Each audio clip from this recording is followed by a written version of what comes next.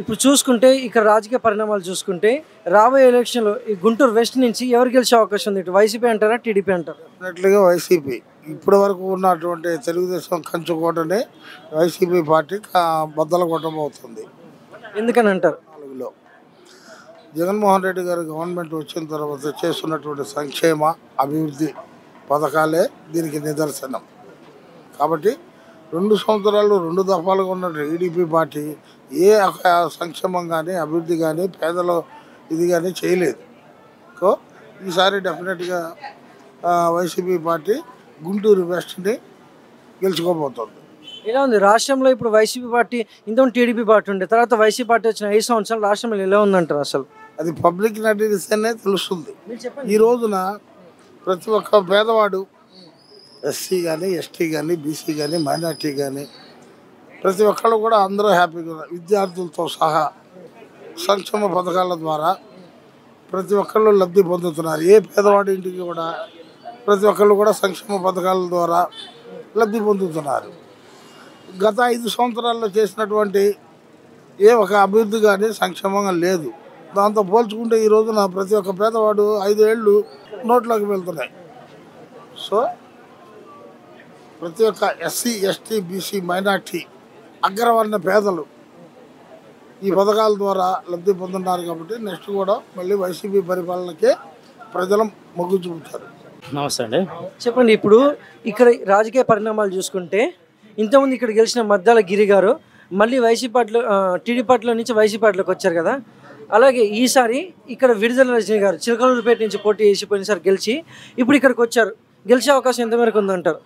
చిలకలూరుపేట రాజకీయాలు చాలా వేరు, గుంటూరు రాజకీయాలు చాలా వేరండి. గుంటూరు 2 టౌన్లకు వచ్చే వాటికి టీడీపీ పార్టీకి మంచి పట్టు ఉంది. ఇక్కడ గెలవడం అనేది ఆమె ఎంత డబ్బు ఖర్చు చేసినప్పటికీ అంత ఆషామాషి వ్యవహారం కాదు, అంత తేలిక కాదు. సో అది 2024లో విడుదల రజనీ గారికి కష్టం అనే చెప్పొచ్చు. అయితే ఇటు రాష్ట్రంలో చూసుకుంటే ఇటు రాష్ట్రంలో వైసీపీ వర్సెస్ కూటమిగా మారింది కదా, ఇద్దరు ఎవరు గెలిచే అవకాశం ఉందంటారు? ప్రజలు ఒక అవకాశం అని చెప్పేసి జగన్మోహన్ రెడ్డి గారు కోరిన నేపథ్యంలో జగన్మోహన్ రెడ్డి గారికి ఒక అవకాశం ఇచ్చారు. అయితే మాకున్న మెజారిటీ ఆఫ్ ఒపీనియన్ ప్రకారం మెజారిటీ పీపుల్ అసంతృప్తిగా ఉన్నట్లుగా మా అభిప్రాయం అండి. సో ఈసారి వైసీపీ ప్రభుత్వం కూడా రాష్ట్రంలో కష్టం అనే చెప్పచ్చు. ఇలా చూసుకుంటే రాష్ట్రంలో అభివృద్ధి పనులు చూసుకుంటే ఎంతవరకు జరిగాయంటారు? సంక్షేమ పథకాలు అనేవి ప్రతి ఇంటికి ప్రతి గడపకి వెళ్ళిన మాట వాస్తవమే, కానీ అభివృద్ధి అనేది మాత్రం 0 రాష్ట్రంలో. సంక్షేమంతో పాటు అభివృద్ధి కూడా ఉన్నప్పుడే రాష్ట్రం అభివృద్ధి చెందుతుంది. ఇక్కడ రాష్ట్రంలో ఎన్నో సమస్యలు, వైజాగ్ స్టీల్ ప్లాంట్ కానివ్వండి, రాజధాని విషయంలో కానివ్వండి, చాలా విషయాలు వెనకబడిపోయి వైసీపీ గవర్నమెంట్ ప్రజల్లో ఒక మైనస్ మార్క్ని ఏర్పరచుకుంది. రీసెంట్గా ఎవరైతే సిట్టింగ్ ఎమ్మెల్యేలు ఉన్నారో వాళ్ళు కూడా బయటకు వెళ్ళడం కూడా ఈ సందర్భంలో వాళ్ళకి మైనస్ అవుతుంది. సో వైసీపీకి రాబోయేది అంతా గడ్డుకాలం అని చెప్పేసి చెప్పచ్చు. ఇప్పుడు రాబోయే ఎలక్షన్లో ఈ గుంటూరు వెస్ట్ చూసుకుంటే ఈ నియోజకవర్గం ఎవరు గెలిచే అవకాశం ఉంది? ఇటు వైసీపీ నుంచి విడుదల రజనీ గారు ఉన్నారు, అలాగే టీడీపీ పార్టీ, ఇద్దరు ఎవరు గెలిచే అవకాశం ఉంది? టీడీపీ నుంచి ఎవరు నుంచుంటున్నారండి? టీడీపీ నుంచి ఎవరు కంటెస్ట్ చేస్తున్నారు? టీడీపీ నుంచి ఇంకా చెప్పలేదు. నేను కంటెస్ట్ చేయకుండా ఎవరు చేల్చలేదు కదా. క్యాండిడేట్ బట్టి ఉంటుంది. గుంటూరులో పార్టీ బట్టి ఉండదు అంటారా? పార్టీ ఉంటుంది. పార్టీ ఓటింగ్ ఉన్నా కూడా క్యాండిడేట్ బట్టి కూడా ఉంటుంది. నాకు తెలిసి ఏంటంటే విడుదల రజనీ గారు 100కి 100% విన్ అవుతారు. ఆమెకంటూ క్యాపబిలిటీ ఉంది. మనిషి అందరితో కలిసిపోతుంది. ఇది మేము విన్న ప్రకారంగా 100% ఇప్పుడు క్యాండిడేట్ లేరు కాబట్టి అంతగా చెప్పట్లేదు. 90% ఏం గెలిచినట్టే లెక్క అనుకుంటున్నాం మేము. అయితే విడుదల రజనీ గారు గెలిస్తే మంచి అభివృద్ధి చేసే అవకాశం ఉందంటారా? 100% అవుతుంది. 100% చేస్తారు. ఏ విధంగా చెప్తారు? గుంటూరు నగరంలో ఉన్న ఈ డ్రైనేజ్ కానివ్వండి, శానిటేషన్ కానివ్వండి మొత్తం క్లియర్ అవుతాయి.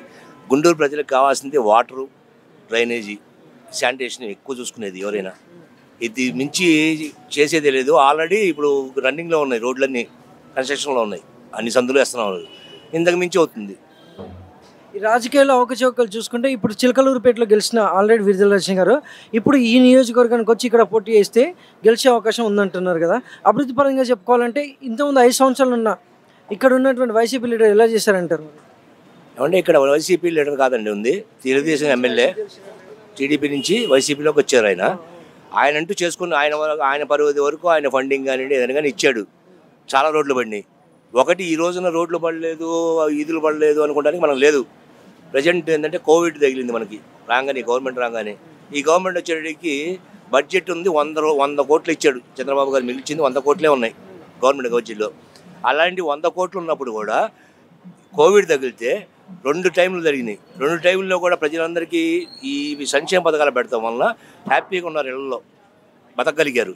అదే కనుక లేకపోతే దారుణంగా బందీపోట్ల ముఠాలాగా ఉన్నాడు ఇంటి మీద పడి కొల్లగొట్టుకు తినేవాళ్ళు.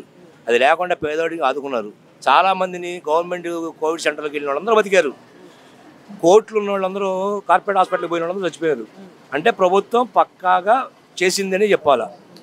అంత ఎటువంటి ఆదాయం లేకుండా 2 ఇయర్స్ ఉన్న తర్వాత ఆదాయం అనేది మొదలు కావాలి ఏ గవర్నమెంట్కైనా. కొత్తగా వచ్చిన గవర్నమెంట్కి ఆదాయ వనరులు పెరిగేదాకా అభివృద్ధి చేయలేరు. ఇంత అభివృద్ధి లేని టైంలో కూడా ఎటు ఆదాయం లేనప్పుడు కూడా సంక్షేమ పథకాలు ఇస్తూనే ఉన్నాడు ఆయన. అప్పుడు కూడా అంతకుముందు గవర్నమెంట్ గారు తక్కువ చేశాడు, 1,00,000 కోట్లు తక్కువ చేశాడు. ఈయన 2,70,000 కోట్లు చేశాడు. ఆయన 1,70,000 కోట్లు చేశాడు. ఈ 1,70,000 కోట్లకి మించి 2,50,000 కోట్ల రూపాయలు సంక్షేమ పథకాలకు ఇచ్చాడు. అంటే తెచ్చిన అప్పులు కాక ఎక్స్ట్రా ఆదాయం నుంచి ప్రజలకు పెట్టాడు. అది రూపాయి కూడా డైరెక్ట్గా కొట్టాడు.